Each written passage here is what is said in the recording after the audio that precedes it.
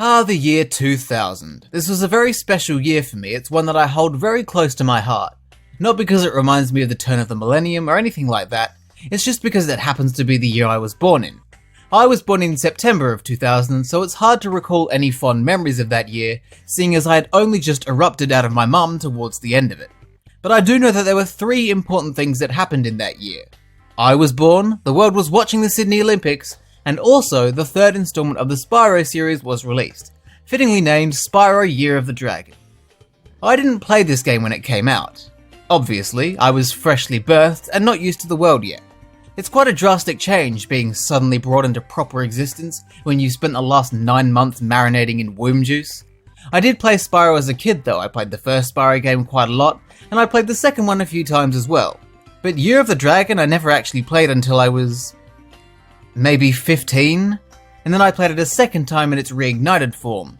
Out of the original Spyro trilogy, Year of the Dragon is the one I have the least amount of experience with, and I didn't really have any strong opinions on it, but that's all changed now, because I recently decided to revisit the game, and I've got some words to say. Honestly, Year of the Dragon is not that different to Spyro 2, they're actually very similar. It's almost like they're from the same series of video games made by the same team of developers. Funny that. The games both kick off with Spyro being dragged into a situation that he doesn't really want to be a part of, but knows that nobody else is going to deal with it, so he may as well get it over and done with. Pretty relatable, actually. In the case of Year of the Dragon, Spyro has to rescue all 150 dragon eggs that have been stolen by the sorceress. Previously, the sorceress had banished the dragons without realizing that they were the source of all magic, which is quite a strange plot point that is never really elaborated on. Like, how are they the source of all magic? Is it like how trees make oxygen? Do dragons inhale carbon dioxide and exhale magic? I don't really understand it. Anyway, the sorceress steals all the dragon eggs so she can kill them and use their wings in a magic spell that will allow her to live forever. It's a pretty classic bit of cartoon villainy, and knowing that there are the lives of 150 potential dragons at stake takes the story up a notch, I think. At least it's better than Nasty Nork and Ripto terrorizing people just because they're dicks looking for attention. Year of the Dragon definitely has a lot more personality than the first two Spyro games as well, because of the greater number of cutscenes, characters actually get to interact with each other and develop throughout the course of the game. That's always nice, it makes you somewhat care about what's going on. Not a whole lot, mind you, but just enough to keep me interested. While that's all well and good, what I care about more is having a great time playing a game. When I think about Year of the Dragon as a complete package, it feels pretty much exactly the same as Spyro 2. I mean, it doesn't seem like there's much that sets them apart. Both games involve controlling Spyro, running, gliding, charging and flaming to pick up gems and other collectibles. You also explore worlds to complete missions with various objectives, which could literally be anything. In return, you receive a reward. In Spyro 2 this was orbs and talismans, in Year of the Dragon it is now dragon eggs. On the surface, there doesn't appear to be anything to differentiate the two, so to really get into what makes these games different, we're going to have to look at Year of the Dragon's gameplay very closely, like a game of Spot the Difference. We'll start with the core gameplay because that's what makes up the majority of the game. The differences here are subtle, but they do make a difference. That's why I called them differences, because of the differences they make. Thanks, really spilling that out for everyone. Cheers mate, good one. Controlling Spyro is exactly the same in Year of the Dragon as it is in Spyro 2, and it was fantastic in Spyro 2, so I think it's fair to say that it's also fantastic in Year of the Dragon. In fact, I reckon it's even better, because one thing that really annoyed me about Spyro 2 is that you had to buy extra abilities, namely swimming, climbing and head bashing, from money bags. Now I am one cheap son of a bitch, and I don't like spending money needlessly. That's why I was so pleased to see that in Year of the Dragon, Spyro has access to his entire arsenal right from the very beginning. That is how it should be. Any task Spyro is presented with, he can complete without having to sell out to a greedy capitalist scumbag. Moneybags does appear in certain levels, forcing you to pay to access certain areas, and he also charges for other services too, but I'll get to that later. As far as Spyro himself is concerned, he can do anything and everything he needs to. Even the power-ups such as Free Flying and Super Fire Breath don't require you to harvest a certain number of souls like in Spyro 2. The power-up gates are there and you can use them for free. Perfect, that's how it should be. I'd also like to point out that I think the levels in Year of the Dragon are generally better designed than in Spyro 2. What I really liked about the first Spyro game was how intricately and cleverly designed the levels were. They were almost puzzle-like in the way you had to use verticality, power-ups, supercharge ramps, and your knowledge of the level layout to reach tucked away areas and find secrets. This was something I felt was a bit lacking in Spyro 2. In Spyro 2 it felt like pretty much every level was just a big circle, with minimal hidden offshoot areas. There weren't really any elaborate or interesting level structures or layouts that jumped out at me. In Year of the Dragon, while I don't think it reaches the same height as the first game, it definitely is an improvement on Spyro 2, and I can appreciate that.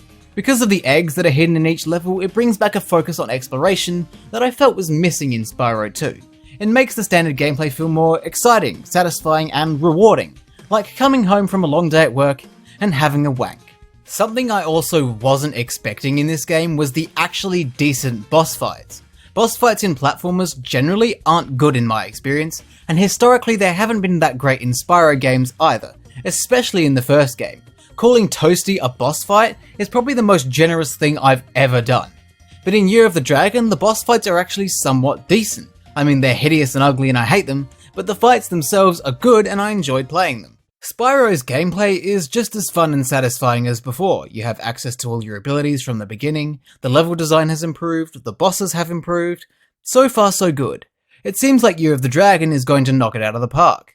The only thing that could make it worse is if the game decided to get distracted with a bunch of terrible gimmicks and alternate gameplay styles that clog up a sizable amount of the whole experience and infuriate you to no end. It would be an absolute catastrophe, and a terrible shame if something like that were to happen. It might even have the potential to ruin the game for all those who play it. That would be really upsetting, wouldn't it? Shall we talk about the side missions? In Spyro 2, there were 3 orbs in each level.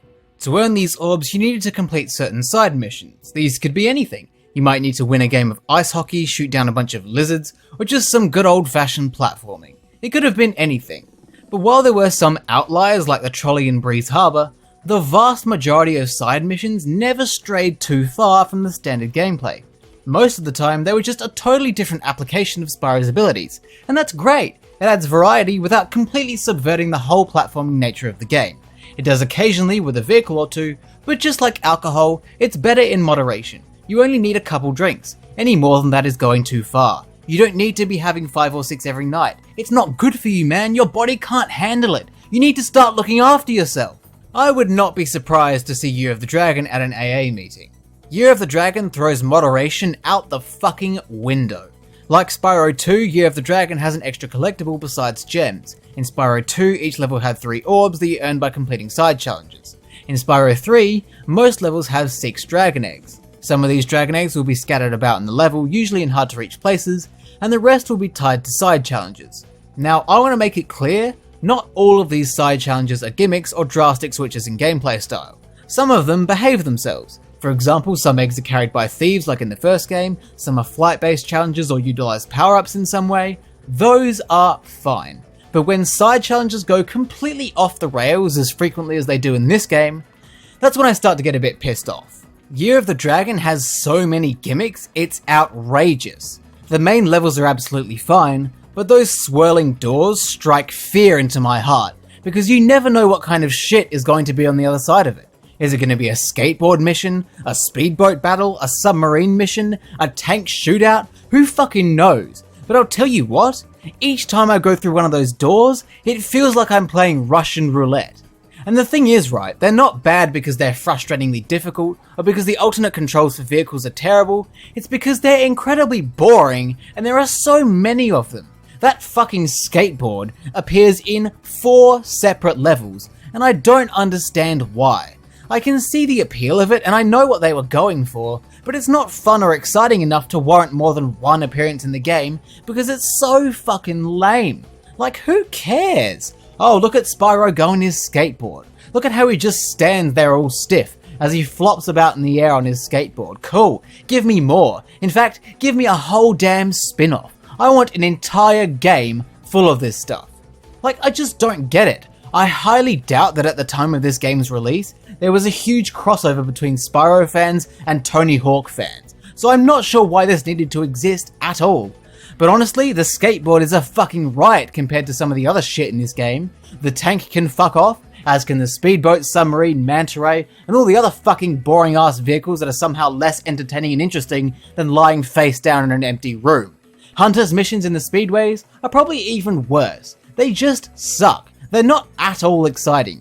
If you would rather slowly float down a river of honey in what has got to be one of the most pathetic excuses for a chase I've ever seen in all my years of living, instead of playing as Spyro, you are clinically insane and need professional help. But that's not where it ends. Year of the Dragon also features 5 extra playable characters that appear in their own signature level, as well as sub-levels which are just small levels that occasionally pop up in Spyro's levels.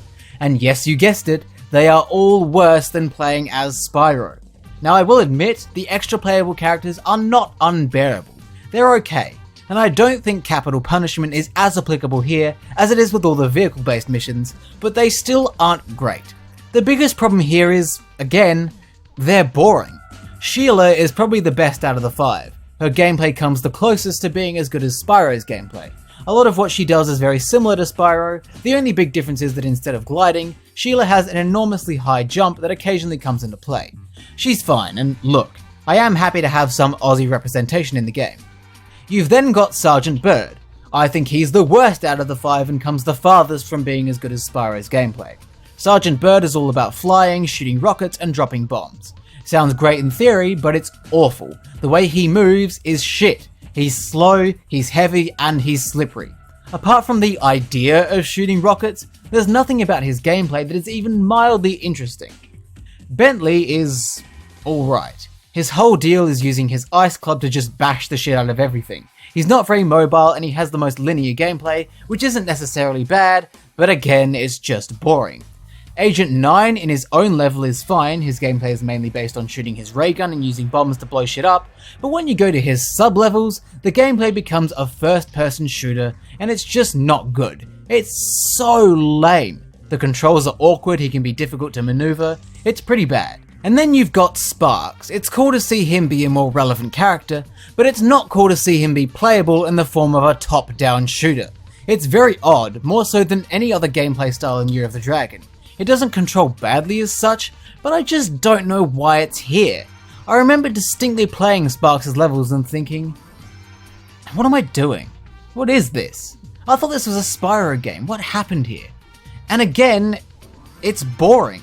Sheila is the only extra playable character I would consider fun to play as. Sergeant Bird, Bentley, Agent 9 and Sparks all fall very flat for me.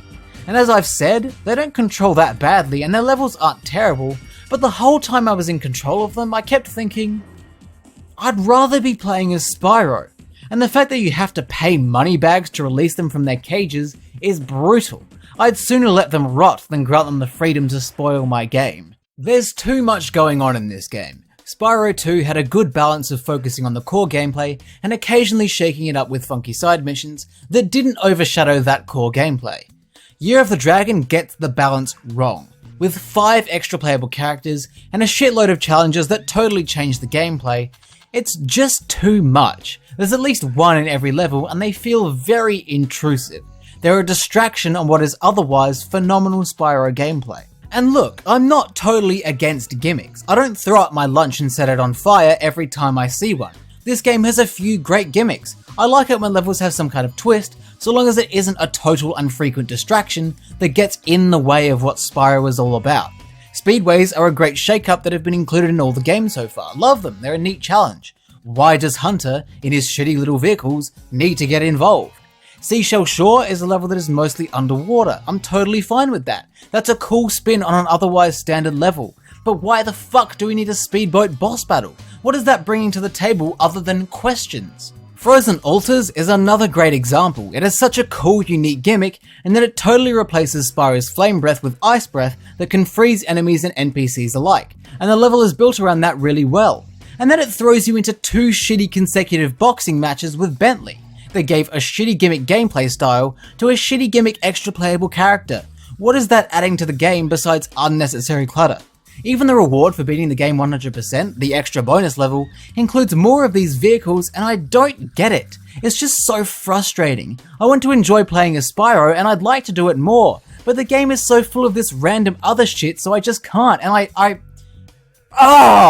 What this game needed to do was to take it easy. Just ease up on the alternate gameplay styles. It's fine to chuck in a cheeky vehicle or extra character every so often, but when it happens often enough to the point that it gets in the way of enjoying the regular gameplay, it becomes a problem. I really enjoyed the side challenges that were just extensions of Spyro's gameplay, or even just utilised his natural abilities. The wolf puzzle in Enchanted Towers was really fun, as were the tunnel challenges where you had to avoid obstacles, but there aren't enough of those. The actually fun side challenges are outnumbered by all this other crap. And the thing is, because those alternate gameplay styles show up so often, it becomes what I remember most about the game.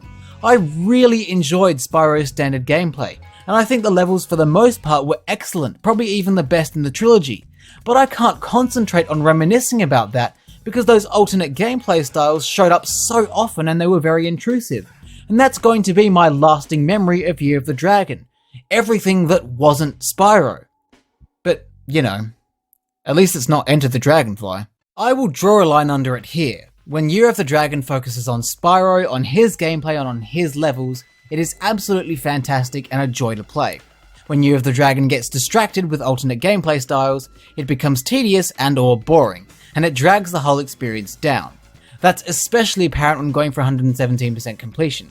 Having to return to levels you've already been to because you haven't released a particular character is just irritating.